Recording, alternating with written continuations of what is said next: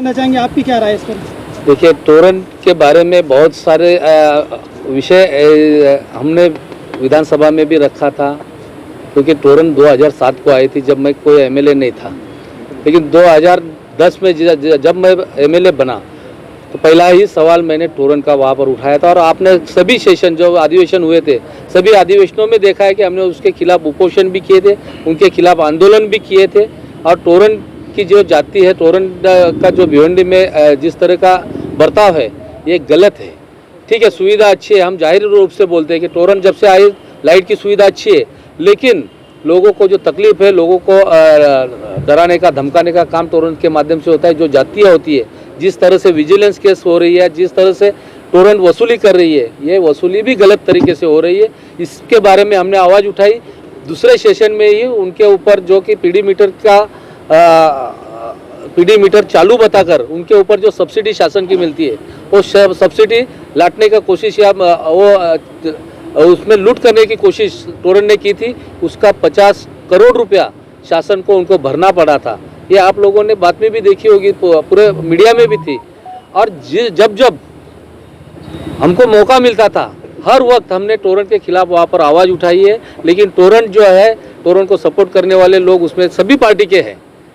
इसमें हम ये नहीं बोलेंगे ये पार्टी सपोर्ट कर रही है या वो पार्टी, उसमें सभी पार्टी के लोग सपोर्ट करने वाले। लेकिन भिवंडी की जनता का अगर हाय लेने की कोशिश को ये लोग करेंगे तो निश्चित रूप से भिवंडी के जनता की हाय जिन को लगती है, क्योंकि भिवंडी की जनता का पैसा जो खाता है वो कभी सुखी नहीं रह पाता, ये मेरा मानना है। तो भिवंडी की जनता की हाय उनको जरूर लगेगी। और हमारी सरकार आज है, हम फिर से डिमांड करते हैं, माननीय उद्धव साहब से भी हमने बात की है, माननीय हमारे ऊर्जा मंत्री जो है नितिन राउत साहब से भी मीटिंग की थी। ठीक है, अभी आने वाले लोग भी बहुत सारा बातें करते हैं, लेकिन किसी में क्या हो सकता है उसके बारे में हम नहीं बोल सकते। लेकिन अभी बहुत सारे लोग बोल रहे हैं कि अभी जो लोग आए वो पढ़े लिखे हैं, तो हम भी कहीं गवार नहीं थे। क्योंकि अगर आपको पढ़ा लिखा कौन है, क्या है, वो अगर देखना है तो जो फॉर्म में शो होता है, फॉर्म भरते वक्त जब हम नॉमिनेशन भरते हैं तो नॉमिनेशन में वो फॉर्म में हम कितने पढ़े लिखे हैं वो वहाँ पर दिखाना पड़ता है। हमने कितनी गुंडागर्दी की है या हमारे ऊपर कितने केसेस है, वो वहाँ पर शो करना पड़ता है। हमारी प्रॉपर्टी शो करनी पड़ती है, तो उसमें देख लेना चाहिए लोगों को। लेकिन अभी कुछ लोग हैं खाली सोशल मीडिया पर अपना विचार रखते हैं और सोशल मीडिया के माध्यम से खुद को पढ़ा लिखा बताने की कोशिश करते हैं, बाकी लोगों को अनपढ़ गंवार समझने की कोशिश करते हैं। तो ऐसा नहीं है।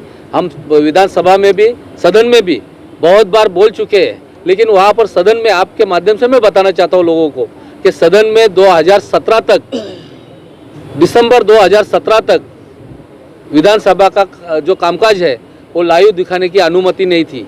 और हम सबको जब हम एमएलए बन के जाते हैं तो वहाँ पर एक गोपनीयता की शपथ दी जाती है। वो गोपनीयता की शपथ में ऐसा कहा जाता है कि हम ये यहाँ पर जो चीज़ें होती है वो सदन के बाहर उसको शो नहीं कर सकते। इसके लिए 2017 तक कोई वीडियो बाहर नहीं आती थी। जो खाली मंत्री लोग बोलते थे वही वीडियो बाहर आती थी, या वो लोग चैनल के सामने आकर बोलते थे वही दिखाया जाता था।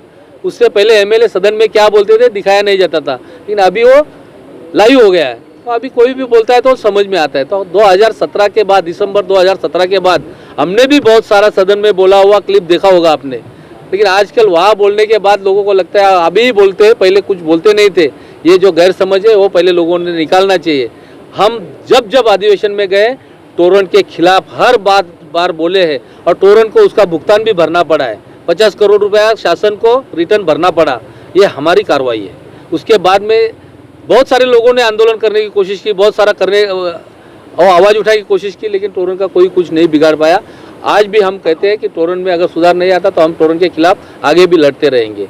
उसके लिए जो करना चाहिए शिवसेना पार्टी के माध्यम से करते रहेंगे। माननीय मुख्यमंत्री जी को निवेदन दिया है, जल्द से जल्द उसके ऊपर निश्चित रूप से कुछ ना कुछ कार्रवाई होगी, वो हम आपको निश्चित रूप से बता देंगे। देखिए, पहले तो हम कहीं गायब हुए नहीं है। हम आपके सवाल का जवाब देने के लिए हर चीज़ से, मुमकिन चीज़ से बांधिल है और निश्चित रूप से उसका जवाब देंगे। पिछले 10 सालों में पहले तो आईजीएम के बारे में लोगों को मालूमात कम है। आईजीएम हॉस्पिटल कारपोरेशन चला रही थी। हम लोगों ने जब कारपोरेशन आईजीएम हॉस्पिटल चला रही थी तो वहाँ पर कोई सुविधा नहीं थी। वहाँ पर शादी डिलीवरी तक ठीक से नहीं हो पाती थी। इस तरह की हालत आईजीएम की थी। जब हमने डिमांड की कि आईजीएम को गवर्नमेंट ने चलाना चाहिए तो कॉरपोरेशन से उसको हैंड ओवर शासन को किया गया, लेकिन वहाँ पर उपजिला रुग्णालय के दर्जा उसको मिला, लेकिन वो जो जगह है जो कॉरपोरेशन ने अपने नाम पे करनी चाहिए थी वो उनके नाम पर ना होने की वजह से जो भी फंड आता था वो फंड वहाँ पर वापरने को हमको मनाही होती थी। वो फंड वापर नहीं सकते थे क्योंकि वो जगह नाम पर नहीं थी।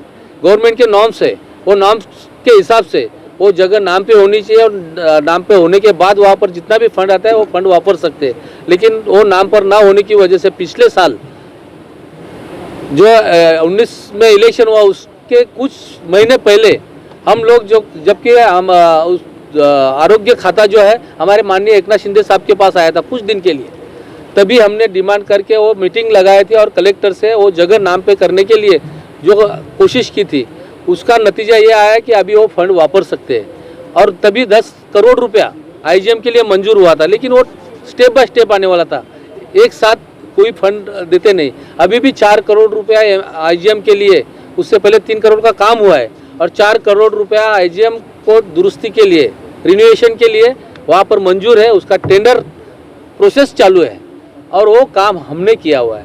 ठीक है, कोई लोग उसका श्रेय लेने की कोशिश करते हैं, हम उस पर जाएंगे नहीं।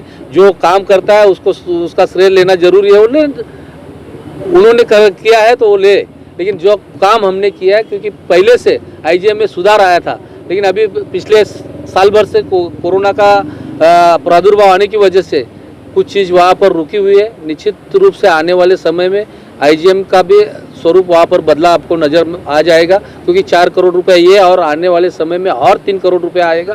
पूरा 10 करोड़ में आईजीएम हॉस्पिटल अच्छा बन सकता है।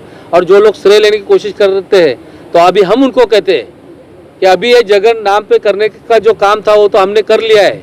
अभी जितना कैंपस है वो नाम पे हुआ है, अगर कोशिश करेंगे तो दूसरा हॉस्पिटल भी बन सकता है। वहाँ पर जगह है, उस जगह में कोशिश करके दूसरा हॉस्पिटल भी बना दो।